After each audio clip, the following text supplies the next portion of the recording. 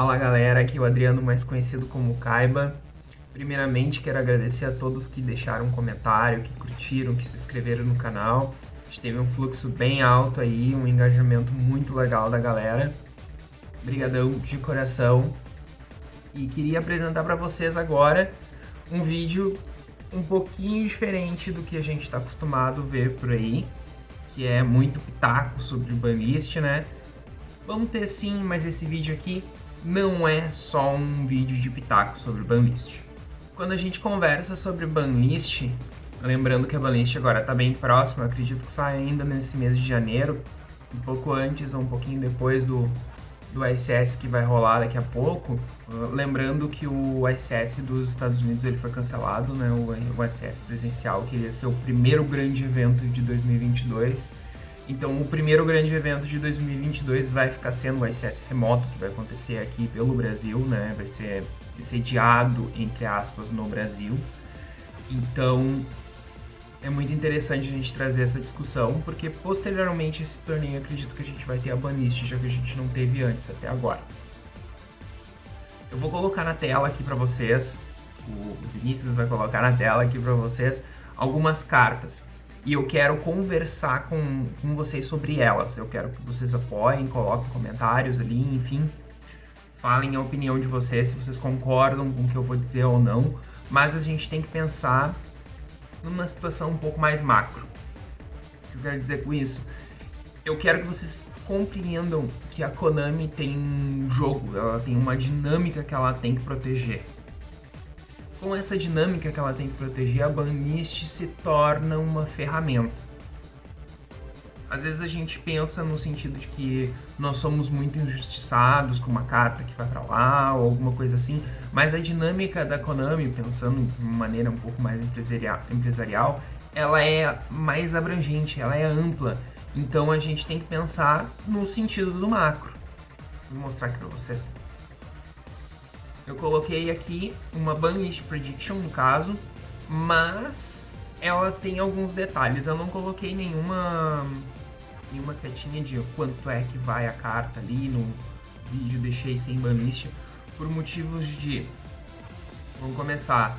A gente tem a Mystic Mine, a Order, o site e talvez a Eva, que eu colocaria assim de main deck como alvos prioritários para um banimento. Não acredito que vai ser uma lista tão impactante essa próxima lista, que tenha vários banimentos, como uma lista parecida que a gente teve em 2019, por exemplo. Porém, eu acredito que ela vai gerar alguns impactos no futuro. Todas essas cartas que eu citei são cartas presentes no meta atualmente. Apesar do Drayton não ser o que eu consideraria um Tier 1, eu acredito que ele está ali para um Tier 1,5. A gente tem uma situação onde os próximos lançamentos podem gerar um boom, pode gerar uma explosão dentro do formato. Então a Konami por vezes toma essa atitude preemptiva de impedir de uma coisa ser muito suprema no futuro. O que eu quero dizer? Que nesse momento do vídeo eu já vou colocar o Cherubim, que está aparecendo aqui também, porque nós temos o lançamento do Brave Token, que acredito que vai ser para... Enfim, a gente tem que ver isso. Talvez uma próxima banlist não esteja dentro do cronograma, então o Cherubim talvez possa ir nessa lista agora, porque como eu estava dizendo, o Brave Token ele tem alguns monstros de level 3, então dentro do deck de Phantom Knight ele se torna uma Engine e Extender, então é uma coisa um pouco complicada de jogar com meta, porque dificilmente alguma coisa que vá sair vai ser melhor que isso. Então a gente tem que pensar sempre nesse ponto. As coisas que vão sair vão vender? É prioritário a gente pensar nisso. Vão vender? Se vão vender, enfim, a gente constrói a banlist. A banlist, a partir dessa construção, ela indica que a gente vai ter produtos novos e esses produtos novos tem que vender porque o jogo tem que girar. A gente não pode viver sempre em 2005, a gente não pode viver sempre em 2015, a gente não pode viver sempre em 2019.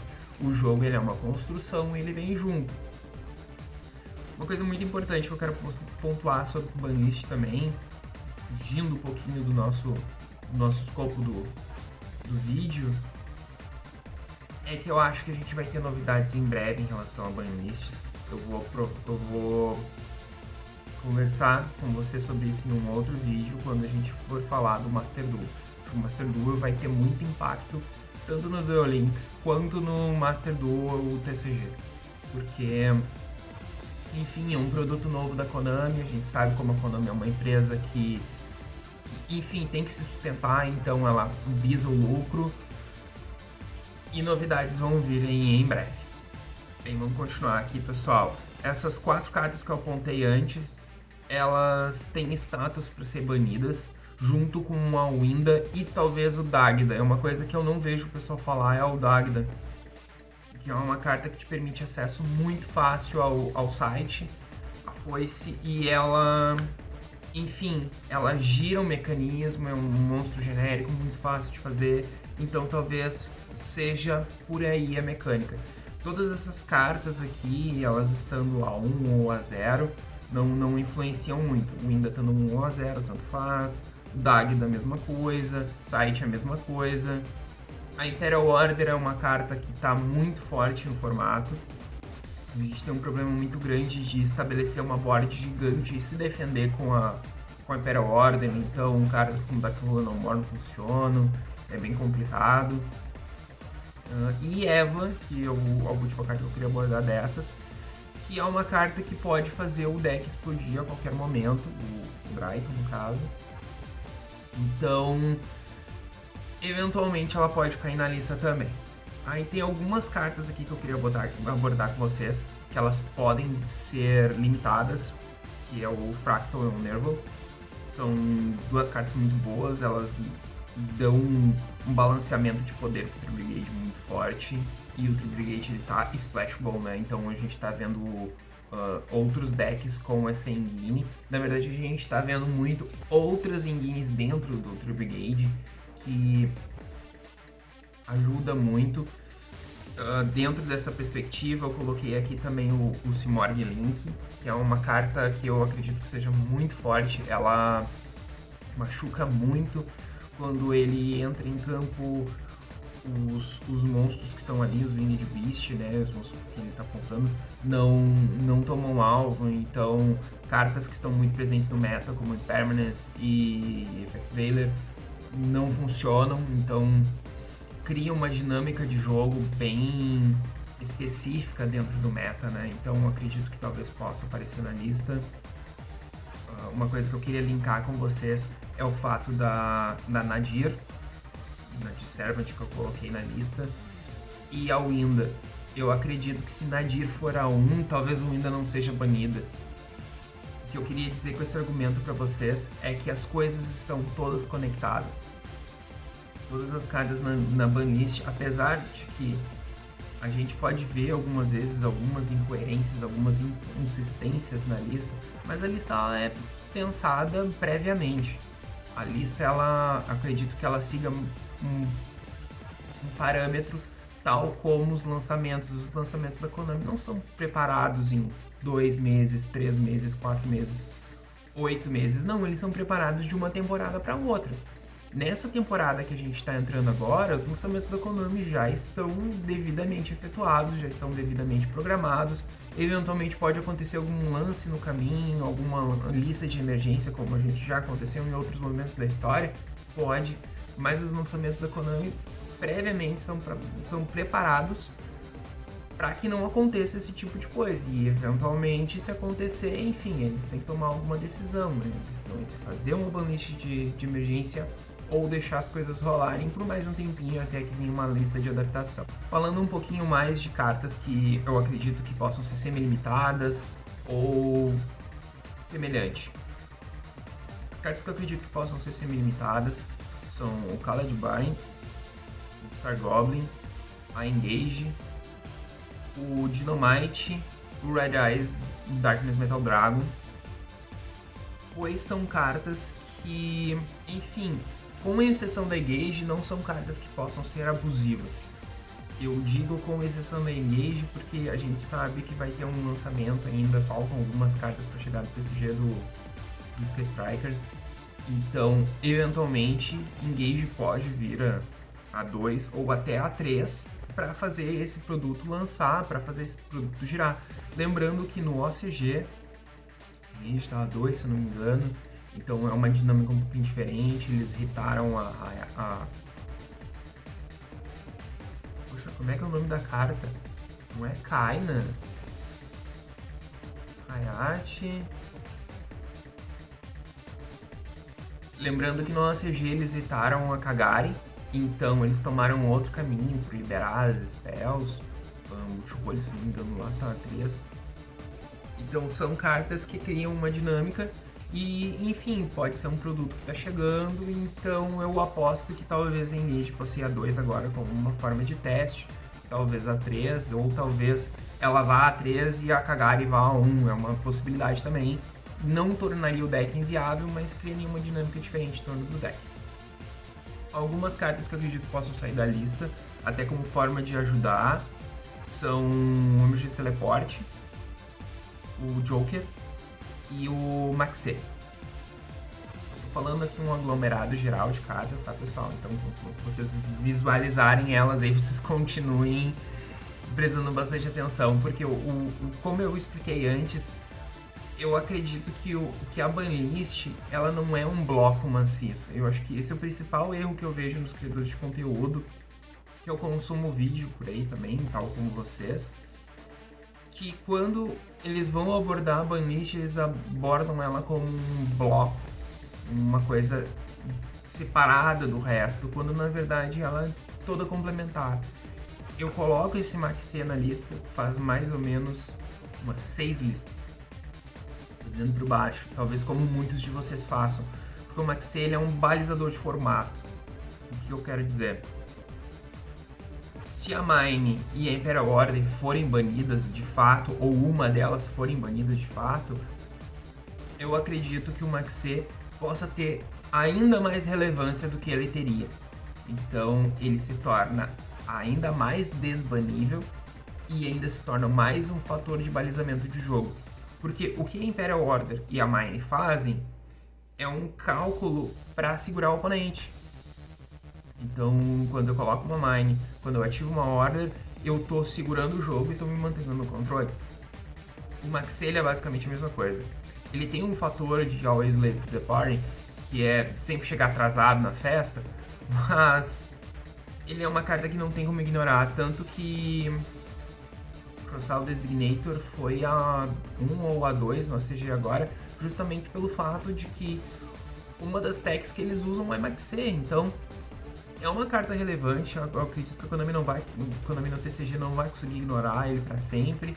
Então toda vez que sai uma lista ou um pitaco de banlista, a gente coloca o Maxê, mas é uma aposta muito segura, mesmo que ele não volte. Mesmo que ele não volte, eventualmente ele vai aparecer em todas as possibilidades de banlist, a não ser que a pessoa não goste de Maxê. Eu vejo muitas pessoas reclamarem de Maxê, deixa aqui a opinião de vocês aqui em algum lugar, aqui nos comentários, pois essas pessoas elas acham que o Maxê é uma carta degenerada e eu discordo muito disso, mesmo jogando com combo, ou mesmo jogando control, em mid-range ou alguma coisa assim. Eu não acho que o Maxê seja uma carta degenerada por motivos que a gente não consegue abusar dele. Tá, a gente tem uma situação do B-Trooper, alguma carta que adiciona, que possa ser utilizada, mas nada muito, sabe? Já passou muito tempo, a gente teve o formato desde 2017, a gente tem outras cartas, a gente tem Khaled, a gente tem o Cross-Out, então, inclusive, outro ponto, a Khaled está ligada ao Maxê. Se vocês pensarem, a Khaled ela pode estar a 2 ou a 3 no meta, onde o Maxê está inserido. É tranquilamente plausível pensar isso. É preponderante a gente pensar que isso pode acontecer. Eu acredito que essas sejam as cartas. A intenção do vídeo foi passar para vocês um cenário um pouquinho mais amplo complexo como ele é, porque a gente não adianta reduzir e apostar. Não, tudo tem um porém, tem um porquê. Eu queria abordar com vocês o porquê das cartas estarem na banlista ou caírem fora da banlist, pois não é uma coisa tão simples. A gente não pode ser reducionista, a gente não pode tornar um assunto que é tão complexo, tão simples, tão fácil. Então, o contrário também, né? A gente também não pode tornar um assunto que é relevante, mas não é tão simples assim, claro, em algo extremamente complexo. A gente tem a complexidade que demanda a situação. Então, a Konami está pensando e nós players, a gente quer saber como é que a gente vai se adaptar a esse novo momento, esse novo formato. Então, assim, pessoal, acredito que depois do CS a banlist vai ser revelada, ou talvez até antes. Eu, pessoalmente, eu não gosto do sentimento amargo de jogar um torneio já com a banlist lá na frente, porque para o final de uma era se torna uma coisa um pouquinho melancólica. Mas, enfim, eu queria saber muito a opinião de vocês também. Queria chamar vocês para se inscrever no canal, para ativar o sininho aqui em algum lugar. Poxa vida, eu nunca sei que lugar fica.